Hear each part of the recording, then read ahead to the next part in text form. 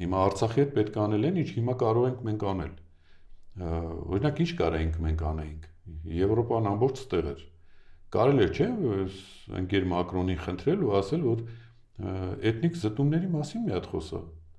Մեր հայրենակիցներից 120-150 հազար ցեղասպանության է ենթարկվել, հիմա գտնվում է Հայաստանում։ Թողել է իր տարածքը եկել է։ Բա Ֆրանսիան ես, դու ցեղասպանությունը ճանաչած երկիր ես։ Բա խոսա այդ մասին։ Քո ազդեցությունը օգտագործի այն երկրները, որոնք քաղաքականապես քեզ լսում են, ասա որ իրանք էլ դատապարտեն։ Հենց Հայաստանում դա պետք է արվի, բա որտե պետք է արվեր։ Գնում եք ցեղասպանության զոհերի հիշատակին ծաղկեպսակ եք դնում